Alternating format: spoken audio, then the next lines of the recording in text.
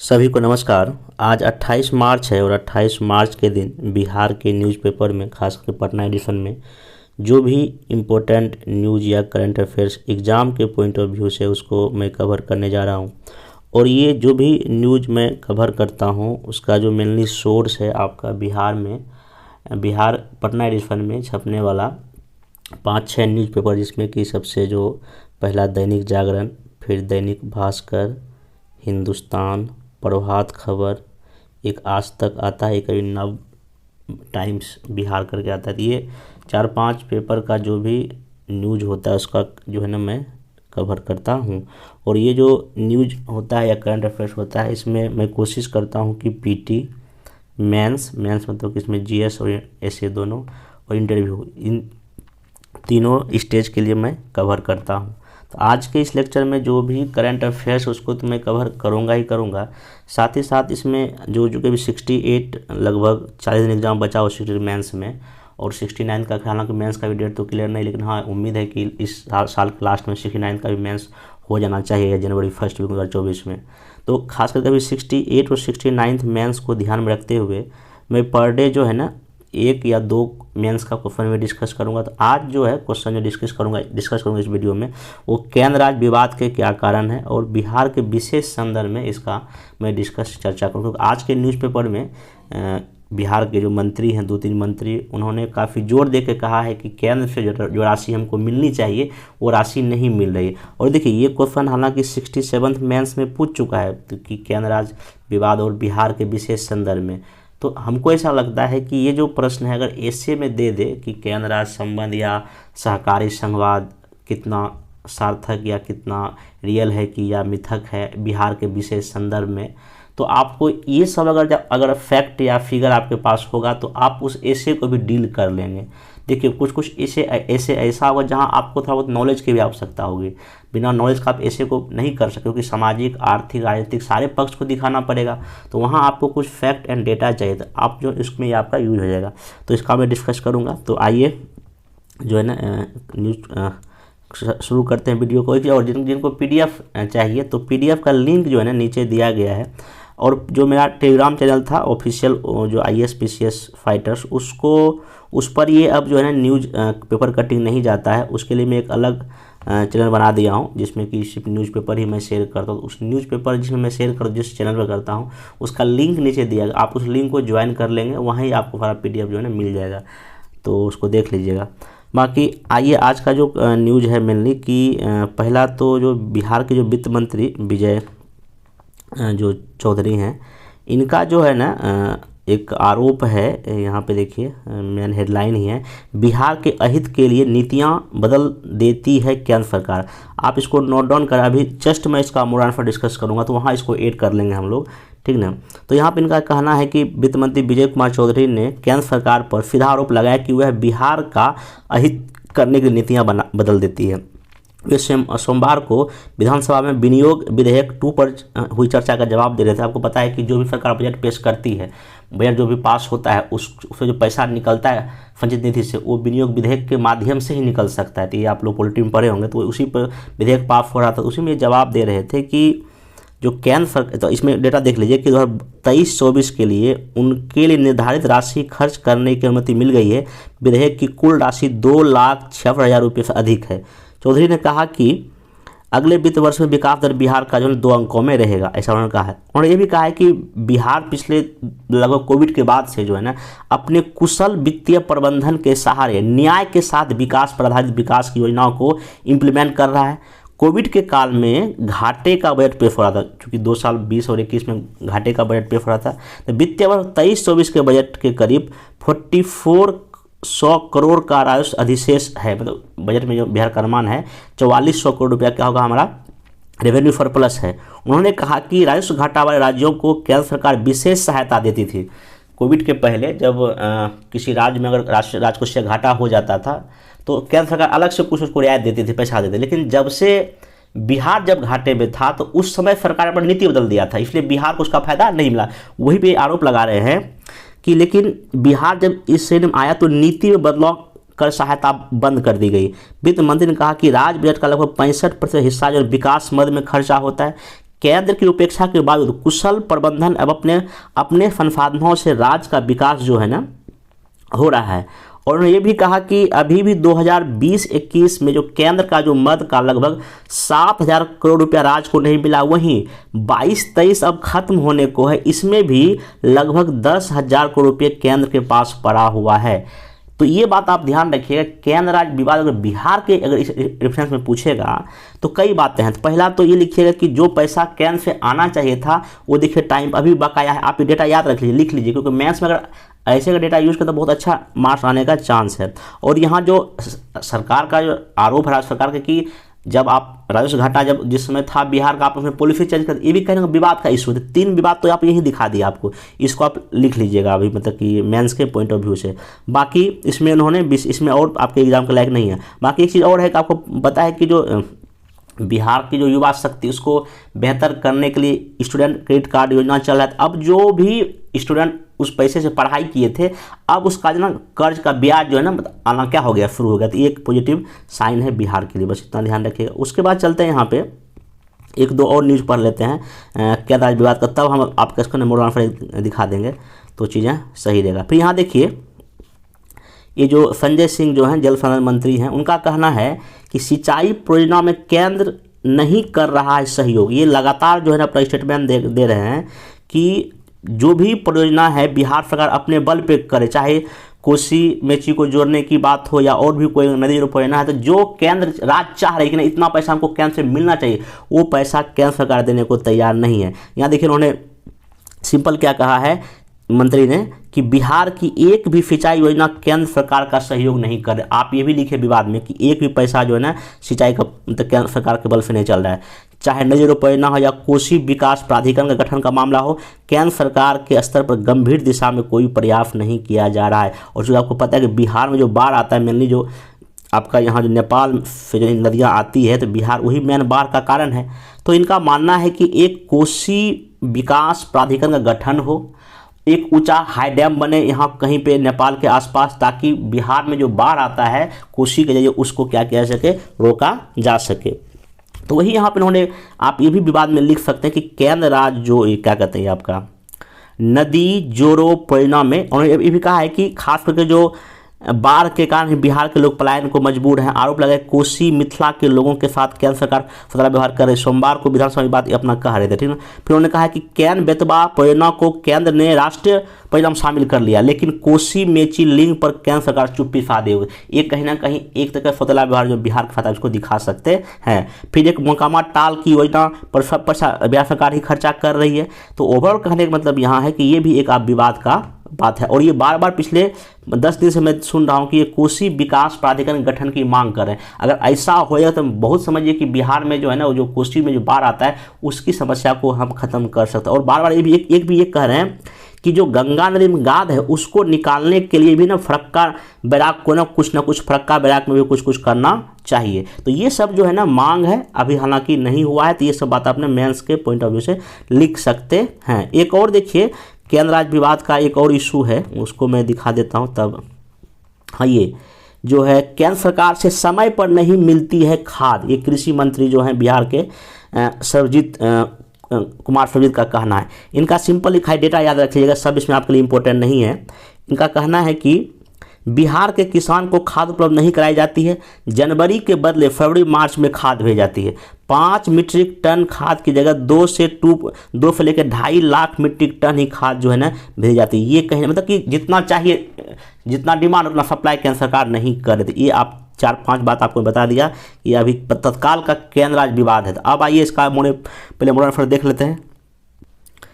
यहाँ आपको क्वेश्चन दिख रहा होगा, बिहार के विशेष संदर्भ में भारत में केंद्र राज्य संबंधों की समस्या, भविष्य में इसकी संभावना की चर्चा कीजिए। जांच कीजिए कि सहकारी संघवाद के अनुरूप समस्या को रचनात्मक रूप में कैसे संभाला जा सकता है। मतलब कि बिहार के विशेष संदर्भ में केंद्र राज्य में क्या समस्या है, आगे इसकी क्या संभावना है, और ये जांच करना है कि जो कोऑपरेटिव फेडरलिज्म है या सहकारी संघवाद, जहाँ पे केंद्र राज्य से राज्य से आपस में मिलकर जो आगे बढ़ेगा, इस समस्या को ख़त्म करने में कहाँ तक सहायक है। तो मोटा मोटी आपको उसमें क्या करना है कि एक सिंपल सा इंट्रोडक्शन की संविधान की धारा को लेते हुए या अनुच्छेद को लेते हुए कि भारतीय संविधान अनुसार भारत में संघात्मक शासन व्यवस्था की प्रक्रिया अपनाई गई है। संघात्मक शासन व्यवस्था के तहत भारत में केंद्र और राज्यों के मध्य शक्तियों का बंटवारा किया गया है। केंद्र सरकार को राज्यों की तुलना में अधिक शक्ति प्रदान की गई है, जिसने राज्यों को केंद्र के ऊपर निर्भर बना दिया। भारतीय संविधान की इन प्रवृत्तियों ने केंद्र राज्यों के मध्य तनाव को पैदा किया। कहीं ना कहीं कहा हमारा देश संघीय तो है बट कहीं ना कहीं एकात्मकता की ओर झुका हुआ क्योंकि ऐसे कई सारे प्रावधान, जैसे कि पहला कि आपको पता है कि जो एकल नागरिकता देश में है, अनुच्छेद 3 के तहत जो है ना किसी राज्य का जो है ना नाम या उसका एरिया बदल देना। 7वीं अनुसूची में भी केंद्र और राज्यों के मध्य शक्तियों का विभाजन है, कहीं ना कहीं उसमें केंद्र को बता दिया गया है। और समवर्ती सूची में अगर कोई कानून बनेगा तो उसमें अगर केंद्र बना दिया तो उसी का लागू होता है। फिर आर्टिकल 248 में अपशिष्ट शक्तियों पर भी कानून बनाने का अधिकार संसद को ही।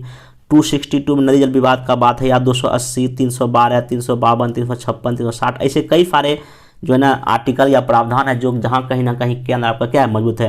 राष्ट्रपति शासन हो गया या वित्त आयोग हो गया, ये सब चीज़, अखिल भारतीय सेवा हो गया, इसमें ये सब लिखा हुआ है। राष्ट्रीय आपातकाल है, इन सब में कहीं ना कहीं केंद्र को ज़्यादा पावर दिया गया है। ये हो गया। अब यहाँ पे चूंकि विशेष संदर्भ बिहार के बात किया जा रहा है, तो यहाँ पे बिहार और केंद्र सरकार के मध्य जो समस्या है इसको आराम से आप लिख सकते हैं।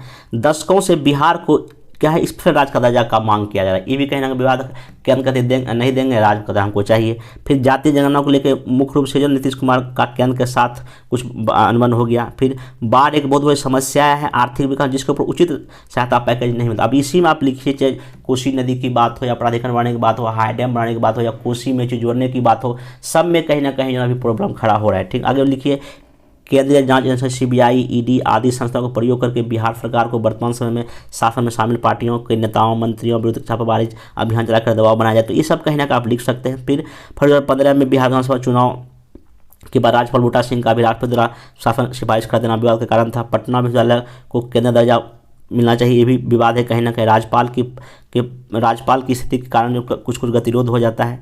और यहाँ पे बिहार सरकार एनआरसी को लागू नहीं करना चाहती है, जबकि केंद्र का ऐसा कहना है। बाकी इसके साथ अभी क्या जोड़िए कि वही केंद्र प्रायोजित परियोजना में पैसा नहीं मिला है, राज्यों को नहीं मिलता है, बिहार राज्य को। फिर आप इसमें कृषि का लिखिए, खाद बीज का बात जो बताया। तो जितना भी मैं ऊपर डिस्कस किया वहाँ और सब सारे पॉइंट डिस्कस यहाँ जोड़ दीजिए, आपका ये आंसर क्या हो जाएगा, कंप्लीट हो जाएगा। और इससे बेहतर मेरे ख्याल से और कुछ नहीं, आपको जोड़ना सही रहेगा। आगे यहाँ वही है कि भविष्य में आखिर क्या संभावना, क्योंकि आपको पता है कि अभी सहकारी संघवाद को आगे बढ़ाने के लिए नीति आयोग है, राष्ट्र विकास परिषद है, वित्त आयोग है, ये सब कई सारी से सिफारिश की है जिससे सहकारी संघवाद जो है ना बेहतर होने का चांस है। तो आप यहीं पे कर सकते हैं कि बाढ़ और सूखे की स्थिति में जो है ना राज्य सरकार को कुछ अनुदान दिया जा सकता है, ठीक ना। और केंद्र और राज्य सरकार दोनों के समन्वय हो, चाहे जो भी योजना चले उसमें केंद्र से पूछ के हो। जैसे इस बार देखिए एक चीज़ लिख सकते हैं कि जो जब राज्यपाल की नियुक्ति हो रही थी तो केंद्रीय मंत्री ने कॉल किया था मुख्यमंत्री नीतीश कुमार को। ये एक बेहतर है कि राज्यपाल की नियुक्ति के पहले आप वहाँ के मुख्यमंत्री से बात कर लीजिए, ये भी लिख सकते हैं। और अनुच्छेद 56 का एक प्रयोग अंतिम रूप से ही किया जाना चाहिए, ठीक ना।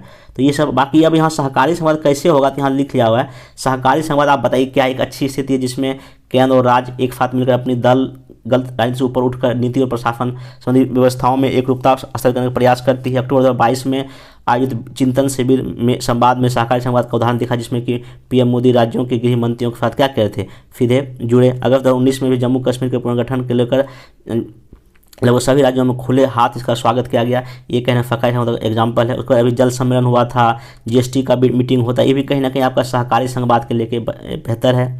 और इसके लिए वित्त आयोग भी देखिए 41%, पहले 42% किया था। तो ये सब चीज़ें यहाँ पे किया जा रहा है। तो आगे देखिए इसमें आपको सिंपल ये लिखना है कि जो अगर जो सहकारी संघवाद को हम लेके चलेंगे, मतलब कि केंद्र राज्य आपस में जब मिल के अगर चलेंगे, एक टीम भावना की ओर से अगर काम करेंगे, ऑब्वियस सी बात है ये विवाद नहीं होगा। जैसे कि अभी जो बिहार सरकार के मंत्री का जो भी डिमांड है, अगर वो थोड़ा बहुत पूरा अगर हो जाए केंद्र की तरफ तो विवाद तो रहेगा ही नहीं। तो आप ऐसे करके काफ़ी सारा एंगल आप लोग को बता दिया गया, आप जहाँ भी ऐसे आवे मेंस में आवे आप उसको आराम से लिख सकते हैं। और जो मैं जब आंसर राइटिंग प्रोग्राम कर रहा था मैं कोशिश करता हूँ ऐसे ही मॉडल आंसर के जरिए आप लोग का जो राइटिंग जो स्किल है वो बेहतर हो, क्योंकि किस प्रश्न में क्या लिखना ये जानना बहुत ही ज़रूरी है।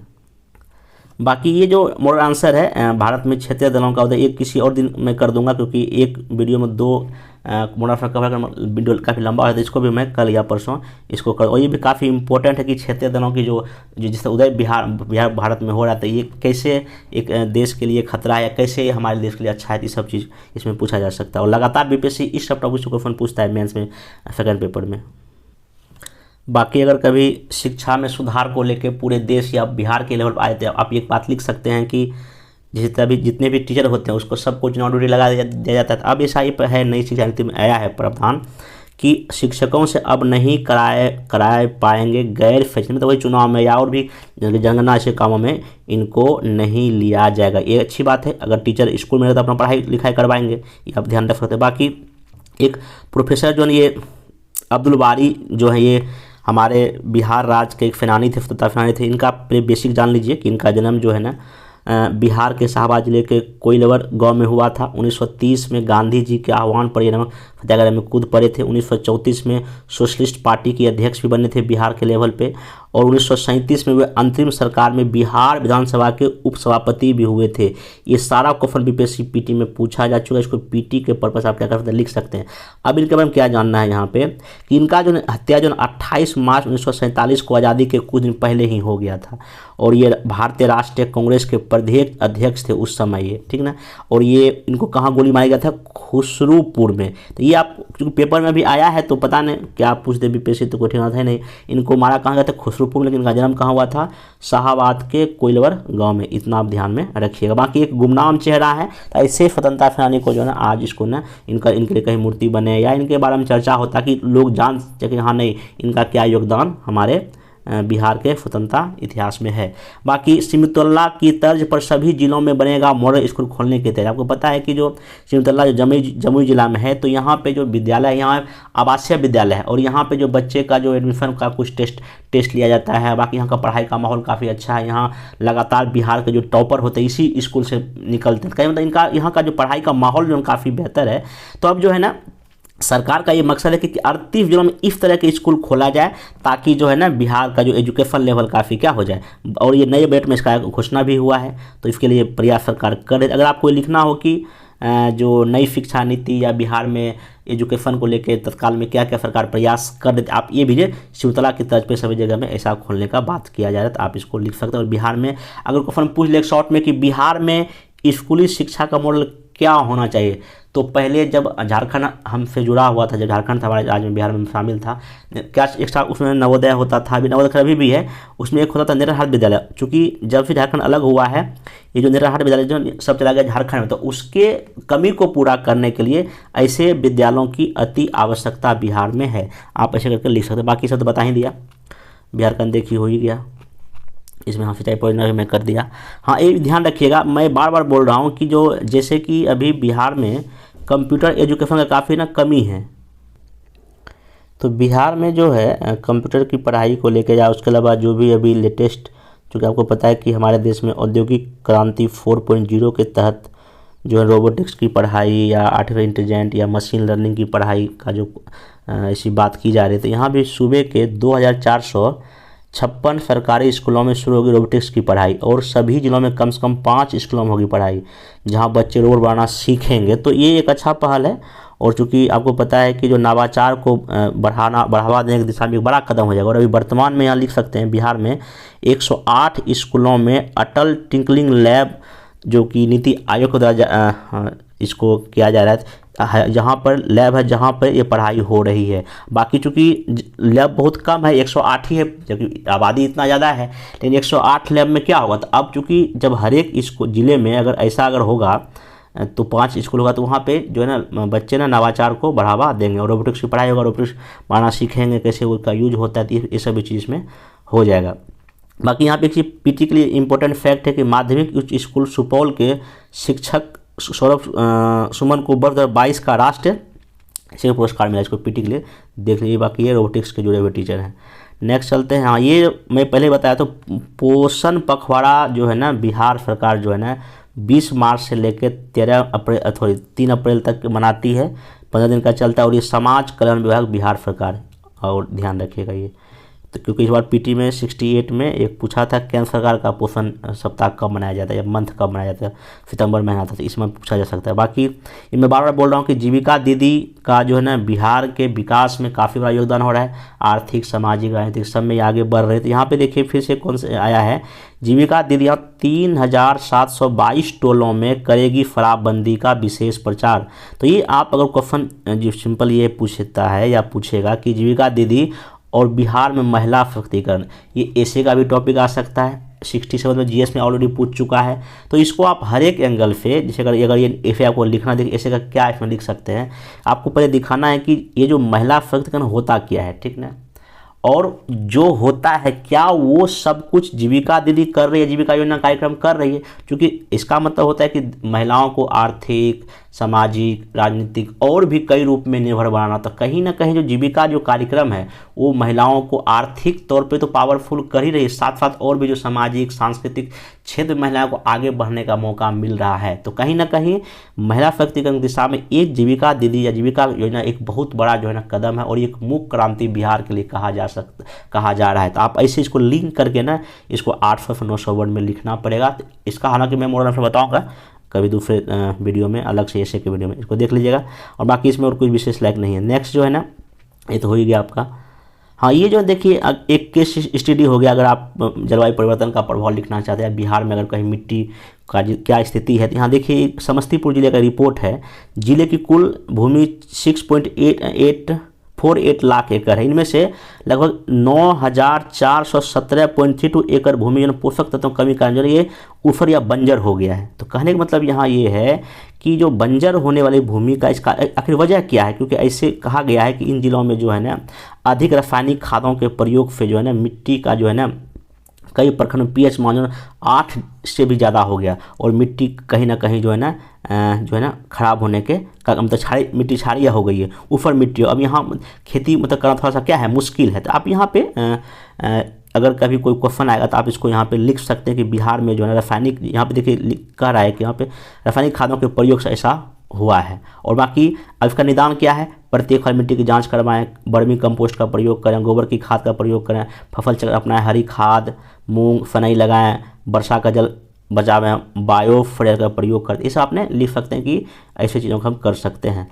बाकी नेक्स्ट चलते हैं। हाँ, ये जो है ना जर्दालू आम, इसका जीआई टैग मिला। अब इस बार क्या होगा, देश के सभी राजभवन मतलब सब राज्यपाल को क्या भेजा जाएगा, जर्दालू आम भेजा जाएगा। कहाँ, बिहार कृषि विश्वविद्यालय भेजेगा। तो ये पहले राष्ट्रपति को जाता था, प्रधानमंत्री को जाता था, लेकिन अब हर एक जो है ना राज्यपाल को भेजेगा। तो कहीं ना कहीं इसका आपका क्या होगा, प्रचार ही होगा और इसको जीआई टैग भी मिल चुका है, तो ये ध्यान रखिएगा। नेक्स्ट, बेतिया के महाराजा स्टेडियम में खुलेगा खेलो इंडिया सेंटर। ये आप पीटी का ध्यान रखिएगा, खेलो इंडिया कार्यक्रम सेंटर कहाँ बनेगा, बेतिया जिले में बस।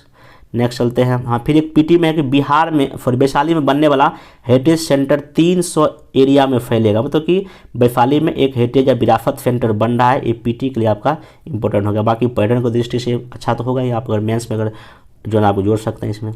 नेक्स्ट चलते हैं। हाँ, एक डॉक्टर नमता आनंद को मिला प्रकृति गौरव सम्मान। पीटी में ध्यान रखिएगा कि राजकीय सम्मान से अलंकृत समाज सेवक डॉक्टर नमता आनंद को राष्ट्र स्तर पर आयोजित प्रकृति गौरव सम्मान दिया गया है। आप इसको पीटी में याद रखें और इसमें विशेष कुछ नहीं पूछेगा। नेक्स्ट जो है, हाँ ये तो बता ही दिया, प्रतिकूल नीतियाँ हैं, कोसी मिथिला का बता ही दिया। बाकी इसमें हाँ ये ध्यान रखिए, अभी 20वीं नंबर का पशुधन गणना पूरे देश के लेवल पर हुआ है।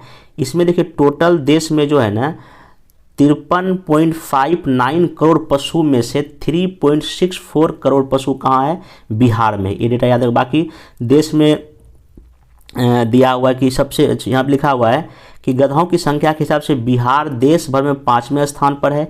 बिहार में सबसे अधिक गाय है। देश भर में कुल गाय की कुल संख्या जो लगभग 19.25 करोड़ में से लगभग 1 करोड़ 5 लाख करोड़ बिहार में गाय है।